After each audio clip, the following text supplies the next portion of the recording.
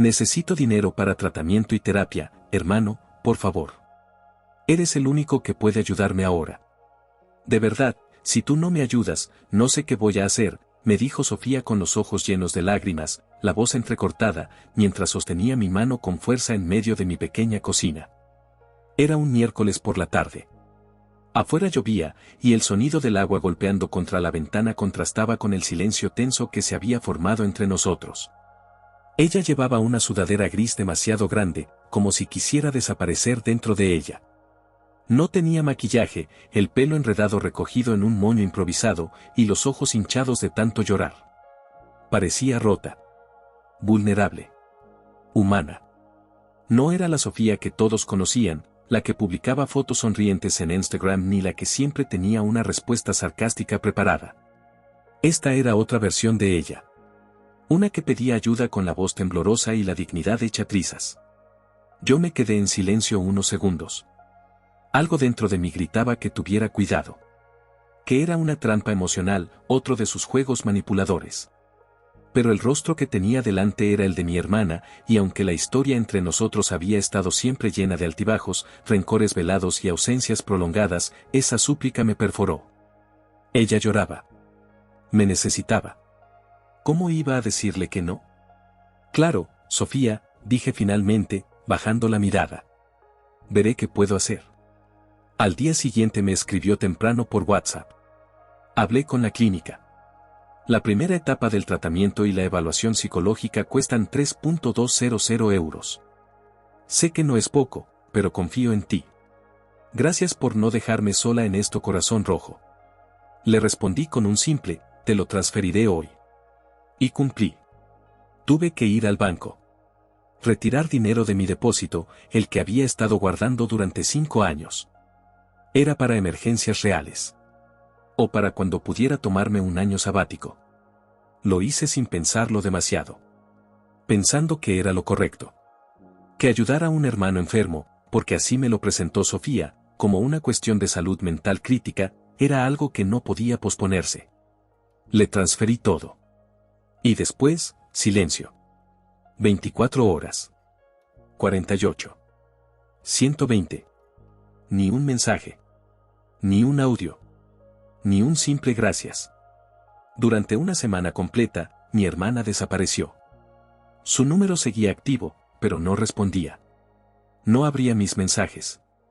No actualizaba sus redes. Nada. Desapareció del mapa como si la tierra se la hubiera tragado. Pasé los primeros días preocupado, preguntándome si estaría internada, si la terapia había sido más intensa de lo esperado. Incluso llegué a considerar llamar a hospitales. Hasta que, una noche de sábado, cansado y con el pecho apretado, decidí entrar a Facebook. Lo hice sin buscar nada en particular. Solo para distraerme. Pero allí estaba. Brillante, viva, y más resplandeciente que nunca. Sofía. Vestido blanco, copa de cóctel en mano. Sonrisa amplia. Fondo, playa de Ibiza al atardecer. Subtítulo, se vive una vez. Que la vida sea un constante, hazlo otra vez. Bailarín bebida tropical palmera. El mundo se me detuvo. Literalmente. Me quedé congelado frente a la pantalla. Leí la frase 3 veces, luego volví a mirar la fecha de publicación. Era de ese mismo día. 4 horas antes. Mi mente no podía asimilarlo. La terapia. La necesidad. La urgencia emocional. ¿Era todo mentira? ¿Yo había pagado su escapada a Ibiza? Apreté el teléfono entre los dedos. El corazón me latía fuerte. Pero no grité. No lloré. No reaccioné. Solo sentí un vacío profundo, una mezcla venenosa de humillación, rabia y tristeza. Esa misma noche, sin decirle nada a nadie, tomé una decisión. Una que cambiaría todo. Marqué un número. Una llamada. Un solo nombre. Una acción precisa. 3 días después, mi teléfono vibró. ¿Hermano? Estoy en la comisaría. ¿Qué está pasando? ¿Qué hiciste? La historia con Sofía no comenzó con esa llamada desesperada sobre terapia. No. Esa fue solo la última escena de una obra que llevaba años representándose, una donde yo era siempre el espectador silencioso y el patrocinador principal. Sofía siempre había sido la imprevisible, la intensa, la hija del medio con alma de tormenta. Yo, en cambio, fui el mayor, el sensato, el que tenía la cabeza en su sitio, como solía decir mamá. Mientras ella cambiaba de universidad 3 veces en 5 años, yo ya trabajaba en una empresa de seguros, pagaba mis impuestos, tenía una cuenta de ahorros y la nevera llena sin tener que pedirle nada a nadie. Tú eres el equilibrado, me decía mi padre mientras se servía un whisky. Por eso confiamos en ti. Esa frase me la repitieron hasta el cansancio. En cada cumpleaños familiar, en cada comida navideña, en cada vez que había una crisis y yo, sin preguntar, extendía la mano. Cuando Sofía dejó a su primer novio porque no creía en los límites emocionales y se mudó de vuelta a casa de nuestros padres, yo le presté para la mudanza. Cuando se peleó con mamá por una supuesta invasión de privacidad y alquiló un departamento por su cuenta, fui yo quien firmó como garante. Cuando no podía pagar el alquiler porque la ansiedad no me deja trabajar con jefes idiotas, fui yo quien cubrió 3 meses de renta. Siempre. No me quejaba. Al principio me parecía natural. Era mi hermana. Yo podía ayudar. ¿Por qué no lo haría? El problema es que nunca paró. Nunca fue una vez más. Siempre había una nueva excusa, un nuevo motivo, una nueva urgencia emocional, médica, económica o simplemente existencial. Ella tenía un talento impresionante para convertir cualquier situación en una tragedia inevitable. No tengo cómo pagar el celular y necesito conectividad para mis sesiones de yoga terapéutico, me dijo una vez. Perdí la beca porque el sistema universitario está diseñado para destruirnos emocionalmente, dijo otra. Y ahí estaba yo, pagando. Callado. Sacrificando vacaciones, aplazando planes, reduciendo mis gastos. Pensando que un día todo cambiaría. Que un día, mi hermana miraría atrás y diría, gracias, fuiste mi red cuando todo se rompía. Ese día nunca llegó. Al contrario. Cada vez se hacía más evidente que, en su mundo, yo no era un hermano. Era una aplicación bancaria. Un botón silencioso al que se podía apretar cada vez que la vida no salía como quería. A mi alrededor, todos fingían no darse cuenta. Mis padres eran los primeros. «Es tu hermana», decía mamá, con esa voz melosa que usaba para manipular sin parecer que lo hacía. «¿Qué quieres que haga? ¿Que la deje en la calle? Algún día vas a necesitar que ella esté ahí para ti», agregaba papá, como si Sofía fuera una inversión emocional a largo plazo. Pero ella nunca estaba para mí. Cuando me despidieron durante la pandemia, nadie me llamó para preguntar si necesitaba algo. Cuando estuve internado una semana por una neumonía, mi hermana publicó un meme sobre lo mucho que le aburrían los hospitales y las enfermedades. Cuando terminé con mi novia de 5 años, fue ella quien comentó que al menos ahora podría dedicarme más a ayudar a la familia. Yo empecé a notar los signos de desgaste.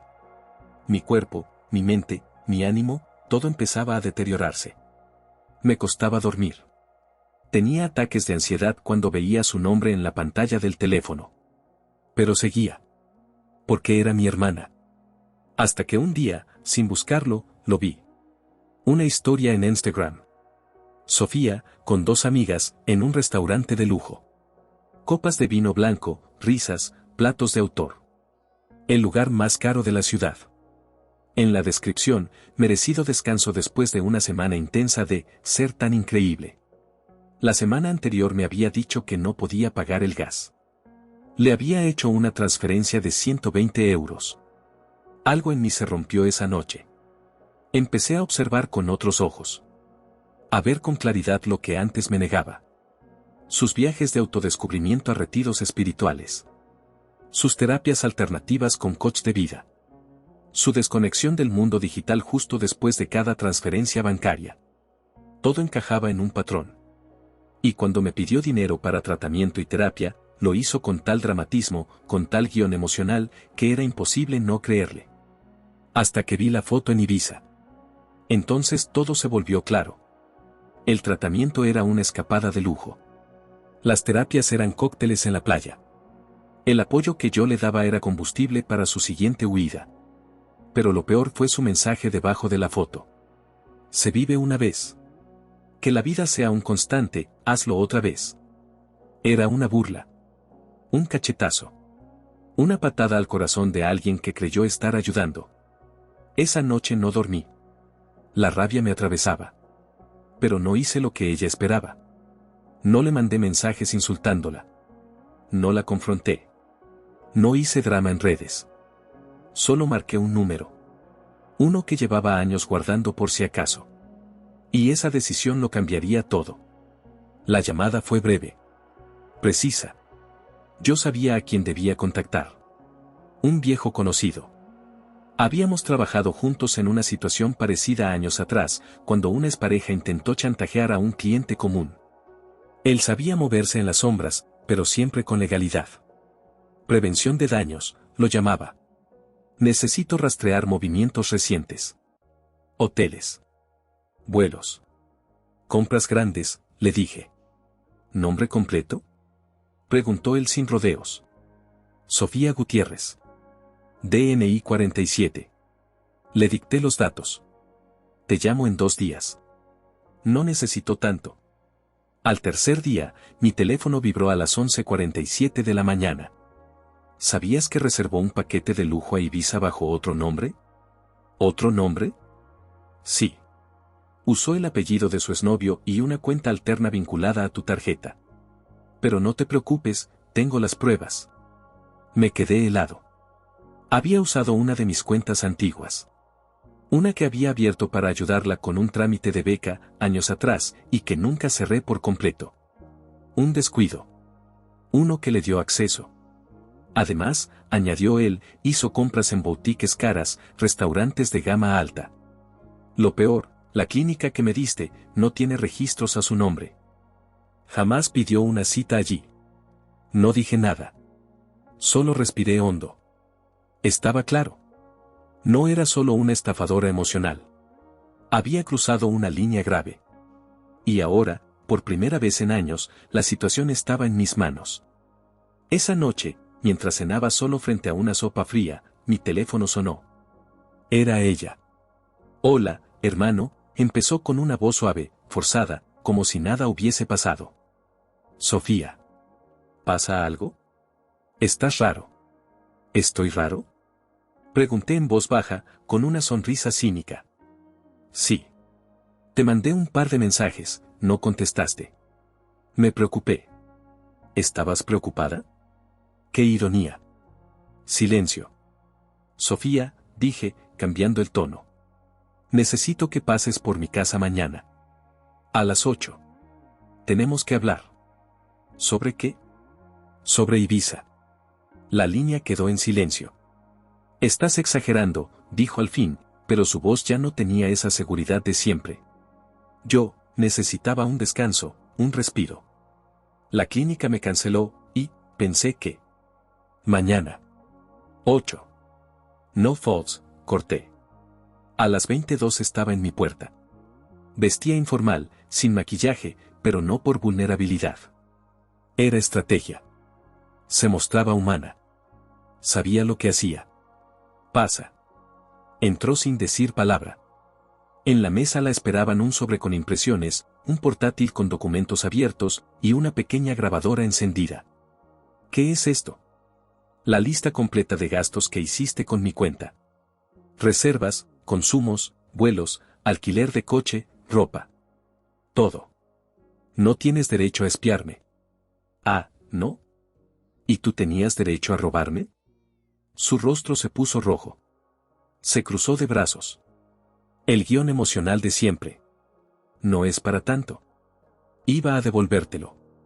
Solo necesitaba. No, Sofía. Esta vez no. Eres mi hermano. Justamente por eso estoy aquí hablando contigo antes de que lo haga la policía. Sus ojos se agrandaron. ¿Qué? Fui al banco. Bloqueé las cuentas. Hablé con un abogado. Tienes 72 horas para devolverme hasta el último céntimo. Si no lo haces, presentaré cargos por fraude e identidad falsa. ¿Estás loco? No puedes hacerme esto. Ya lo hice. Solo que aún no lo firmé. Se desplomó en el sofá, respirando fuerte. no tienes corazón. No, Sofía. Lo que no tengo es paciencia. Me levanté, le lancé el sobre con los documentos y le mostré la última página. Una notificación oficial. Un borrador de denuncia. Sellado. Firmado. Listo para ser presentado. ¿Y si no tengo el dinero? Entonces prepárate para explicar cómo pudiste pagar una habitación de 600 euros la noche en Ibiza. Se levantó, furiosa. Haré que mamá y papá te odien. Lo arruinarás todo. Siempre fuiste el perfecto, el favorito. ¿Favorito? Tú fuiste siempre la reina del drama. Yo solo me cansé de financiar tu teatro. Entonces llegó el grito. Estás destruyendo mi vida. No, Sofía. Estoy salvando la mía. Ella temblaba. La máscara se había caído. Por primera vez en años, no tenía control. No podía manipular, ni llorar, ni inventar una excusa mágica. Estaba atrapada. Tienes 3 días, repetí. Luego, que sea lo que tenga que ser. La dejé sola en el salón y me fui a la cocina. Desde allí la oí salir, cerrando la puerta con un portazo. No sé cuánto tiempo pasó hasta que me llamó de nuevo. Solo recuerdo su voz temblorosa. Hermano, estoy en la comisaría. ¿Qué está pasando? ¿Qué hiciste? Yo respiré hondo. Y sonreí. Las siguientes 48 horas fueron un torbellino de llamadas, mensajes, correos electrónicos y silencio. Después de la explosión en mi casa y la visita a la comisaría, Sofía desapareció. Esta vez de verdad. No hubo fotos en redes, ni indirectas melodramáticas, ni historias misteriosas. Solo ausencia. Como si el aire se hubiese tragado su presencia. Y por primera vez en años, no me sentí responsable por ello. En lugar de buscarla, me concentré en mí. En respirar. En caminar. En dormir 8 horas por noche sin sobresaltos. En volver a escuchar música sin tener la urgencia de revisar mi cuenta bancaria cada vez que mi móvil vibraba. Era como si, al fin, el ruido hubiera cesado. Los primeros días me sentía extraño. Como si algo me faltara. No porque extrañara a Sofía, sino porque me había acostumbrado a vivir en modo supervivencia. A estar siempre listo para la próxima crisis, el próximo drama, la próxima súplica económica disfrazada de urgencia existencial. Cuando ese ciclo terminó, me sentí vacío. Pero no un vacío triste. Era el tipo de espacio que uno necesita para que algo nuevo crezca. Me tomé una semana de vacaciones. No a Ibiza. No a ninguna playa. Me fui a una cabaña en los Pirineos, con libros, silencio, caminatas al amanecer y una lista de cosas que quería recordar de quién era yo antes de que todo esto comenzara. Recordé que me gusta escribir. Que siempre quise aprender guitarra. Que me encanta cocinar para mí, no solo para ahorrar. Un día, mientras preparaba una tortilla con cebolla y pimientos, mi teléfono sonó. Número desconocido. Diga. Hola, soy Clara. No sé si te acuerdas de mí. La voz era suave, educada. Me costó unos segundos ubicarla. Luego lo entendí. Clara. La exnovia de un antiguo compañero de Sofía. Se habían conocido en un retiro de sanación holística y Clara fue una de las pocas personas que alguna vez me escribió para agradecerme por apoyar a Sofía. Claro que me acuerdo, respondí. ¿Todo bien? Más o menos. Te llamo porque me enteré de lo que pasó. No los detalles, pero... Sofía está diciendo por ahí que estás llevando todo a los extremos. Que la denunciaste por una tontería. Me reí. Supongo que para ella siempre será una tontería si no es su dinero. Lo sé, dijo con un suspiro. Solo quería que supieras que hay gente que te cree. Que muchos sabíamos que ella se aprovechaba de ti. Gracias. En serio.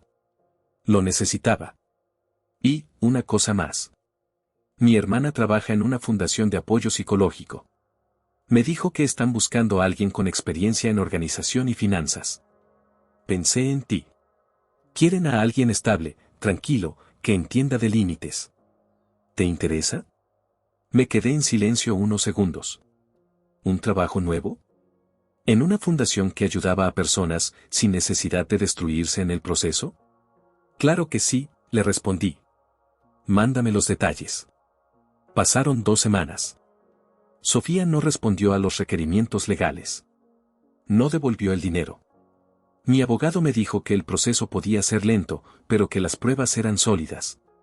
Que probablemente recibiría una sanción civil y quedaría con antecedentes. Ella aún no lo sabía. Pero alguien sí lo supo. Una tarde, mientras revisaba correos, recibí un mensaje inesperado. Asunto, lo siento. Era de mamá. No nos hablábamos hacía meses. Desde la vez que, al enterarse del conflicto, me gritó que estaba destruyendo a la familia por dinero. No contesté entonces. Solo colgué. Pero ese día, el tono era otro. Hijo. No sé cómo llegamos a esto. Quisiera creer que todo fue un malentendido, pero la verdad es que no te escuchamos cuando debimos. Te juzgamos. Te exigimos. Y no vimos lo que Sofía estaba haciendo. Ahora está sola. Nos ha mentido también. Está enfadada con todos. Dice que nadie la entiende. Pero yo empiezo a comprenderte a ti. Me costó leerlo. Me dolía más de lo que quería admitir. Porque esa carta no era solo un reconocimiento. Era una grieta en una historia familiar escrita sobre silencios y deberes. No respondí de inmediato. Preferí sentarme en el balcón, mirar al cielo y dejar que el viento me recordara que ahora sí podía elegir qué cargas quería llevar. Ya no era el salvador. Ni el hermano útil. Ni el que paga y calla. Ahora era simplemente, yo. A veces me pregunto cuándo empezó todo realmente. ¿Fue el día en que le di a Sofía el primer préstamo, creyendo que solo necesitaba una mano temporal? ¿O fue mucho antes, cuando en casa aprendimos a confundir el amor con la obligación, la generosidad con el silencio, la lealtad con el sacrificio perpetuo? No lo sé. Pero sí sé cuándo terminó. Terminó la noche en que no reaccioné ante su traición con gritos ni reproches, sino con una decisión firme. Terminó cuando entendí que amarse también es aprender a cerrarle la puerta a quien solo entra a destruirte por dentro. Terminó cuando por fin pude decir no sin sentir culpa. Hoy, mi vida es distinta. Trabajo en la fundación que mencionó Clara. Allí, cada día, escucho historias de personas rotas por relaciones familiares tóxicas, por dinámicas que se repiten generación tras generación. Les hablo con empatía, pero también con verdad. Porque sé lo difícil que es salir. Sé el precio que se paga al cortar ese lazo que muchos insisten en llamar amor, cuando en realidad es solo dependencia y miedo. Sofía sigue lejos. No sé en qué anda. A veces recibo rumores. Que se mudó. Que empezó terapia. Que está furiosa con todos. No me afecta. Mis padres han comenzado, lentamente, a entenderme. Mamá me llamó hace poco para decirme que leía un libro sobre límites. Que ahora sabe que no siempre fue justa conmigo. Me agradeció por no romper el puente del todo. Respondí con calma. No con entusiasmo. Porque aprender a protegerte también es dejar de correr hacia quien solo sabe pedirte más. Lo curioso es que ahora que no doy dinero, atención ni tiempo a ciegas, me siento más libre, más vivo. Más yo. Ya no espero que me agradezcan. Ni que se disculpen. Ni que cambien. Me basta con saber que, por primera vez, camino por donde yo decido. La última vez que vi a Sofía fue en una audiencia breve por el caso. No nos saludamos. No fue necesario. Pero al salir, una joven que estaba en la fila me tocó el hombro. ¿Eres el hermano de Sofía Gutiérrez? Asentí, sorprendido. Solo quería darte las gracias. Tú no me conoces, pero gracias a lo que hiciste, muchos hemos podido contar nuestras historias sin miedo. Yo también fui usada por ella. Y tú me diste valor para hablar. Se fue antes de que pudiera responder. Me quedé allí, parado en la acera, con un nudo en la garganta. Y por primera vez en mucho tiempo, pensé. Sí. Valió la pena.